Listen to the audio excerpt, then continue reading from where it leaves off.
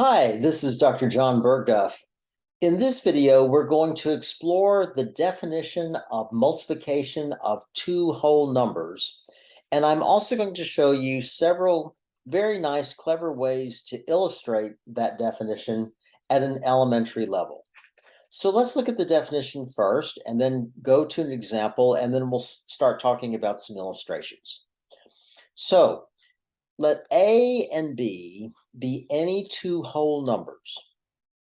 The product of A and B is defined by A times B and is represented this way as a sum of A addends or copies of the number B. What does that mean? For example, if we were going to look at 3 times 4, what that would mean would be that we want to add 3 copies of the number 4. The first number tells you how many copies or how many addends you want, and the second number tells you what to add. 3 times 4 would be 4 plus 4 plus 4, which is 12. It is different to ask what is 4 times 3. Now we'll find out we get the same result, but it's actually a different calculation. The first number tells you how many addends to take, or how many copies of the second number that you're going to use. So 4 times 3 is 3 plus 3 plus 3 plus 3. 3 copies of 4, 4 copies of 3. And they turn out to be the same. You get 12 each way. That illustrates what we know as the commutative property of multiplication. So here's some nice ways we can illustrate this. One way I can illustrate this is using Cuisenaire rods, which we've seen before.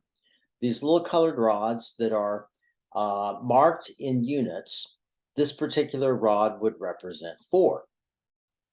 So if I wanted to focus on 3 times 4, which is 3 copies or 3 addends of 4, I could illustrate that with Cuisenaire rods by simply taking 3 of these and adding them together, putting them together.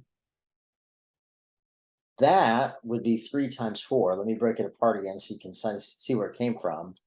3 copies of 4, 3 addends of 4 put together, and then you can count the demarcations. Get up close here. 1, 2, 3, 4, 5, 6, 7, 8, 9, 10, 11, 12. 4 times 3 would be 4 copies or 4 addends of 3. So this little rod represents 3. You can see it's marked off in 3 units.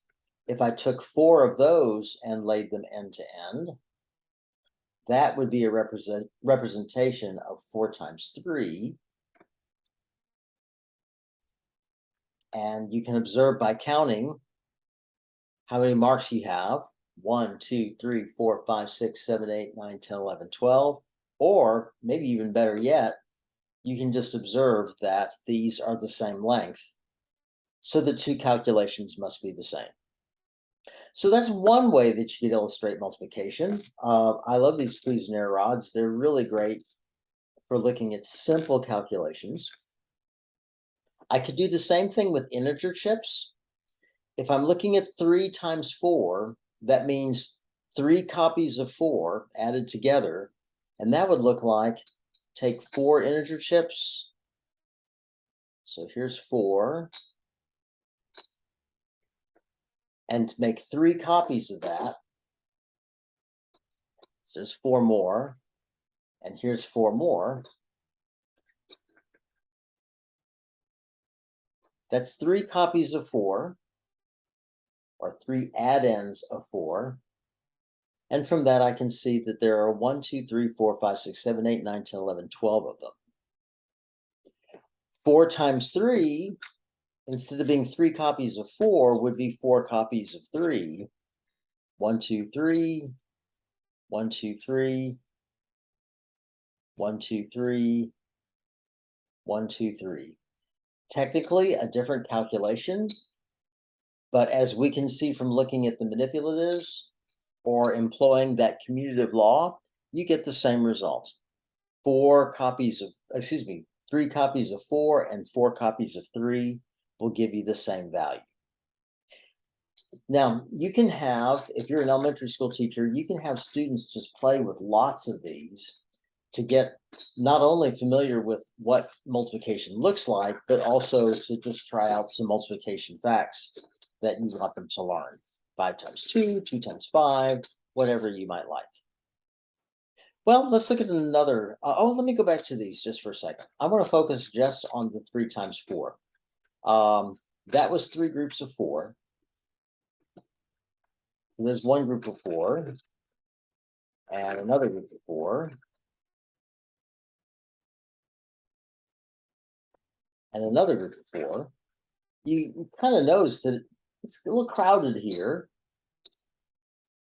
So one way you could do this to illustrate your 3 groups of 4 is you could say, well, what if I sort of made like a little diagram out of them and put my 4 in a row and represented the 3 by 4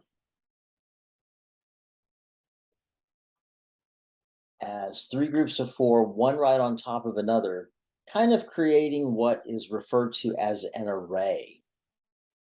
3 groups of 4, 3 this way, 4 that way, and then you can count. 4 groups of 3, watch how I cheat here, would simply be this. 4 rows of 3 each, and that would be the same thing. So there's a couple different ways you could use these integer chips to explain multiplication. That second way leads to another approach, which is super nice, which is to create sort of a tile floor that represents 3 by 4. Actually, think about that array model as I described it before. And I'm going to use some of these base 10 blocks, just the units, to sort of do the same thing. I have a group of 4. I have another group of 4. I have another group of 4. 3 times 4 would look like this. 3 groups of 4. And you might say, well, that's just like the integer chips. We just have a different shape. But what kind of can be nice with these fellows is if you squish these all together, it kind of makes like a little tile floor or a tile counter maybe, where you can see like an area model, 3 rows, 4 columns makes a total of 12 tiles. 4 by 3, you would actually represent a different way. That's 4 copies of 3. So make 4 rows of 3 each. Okay, well, I'm going to kind of spread them out to begin with, and then I'll squish them together. 4 rows of 3 each. See, I'm making a slightly different tile floor, but it's like I'm laying tiles on a floor or on a counter or something like that. And that gives me 4 times 3. I can see it's still 12, which tells me that it's quite okay to change the order, but I'm illustrating that in a different way. This geometric model, like a tile floor, is incredibly useful to explain how we do multi-digit multiplication with place value. So we'll see that in another video. So far we've seen the Cuisenaire rods, and we've seen a couple ways to use integer chips, and we've seen a nice way to use these blocks. One final way to represent multiplication might be to use a number line. So I'm going to draw a number line here on this paper that I've been using. I need to move some fellows out of the way. And I know I need to reach 12. So let's draw a number line that gets as far as 12. And I'll show you how I might illustrate 3 times 4 and then 4 times 3.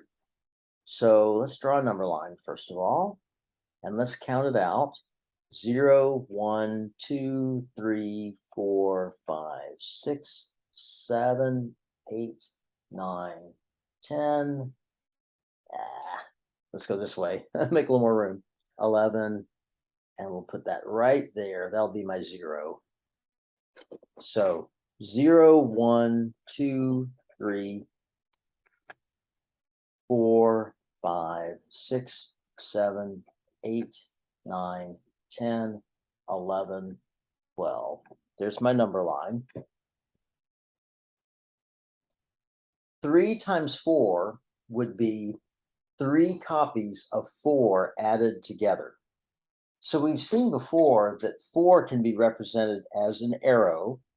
We start all additions at 0. We've seen this in addition. This would be 4. So that's 1 4. And then I'd go 4 more. And I'd go 4 more.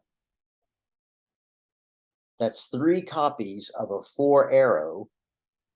And that becomes essentially then a repeated addition, which gives me 12. 4 by 3 would be, instead of 3 copies of 4, 4 copies of 3. So I'm going to make this work just a little better this time. Let's go 0, 1, 2, 3, 4, 5, 6, 7, 8, 9, 10, 11, 12. And I'll label that as well. 0, 1, 2, 3, 4, 5, 6, 7, 8, 9, 10, 11, 12.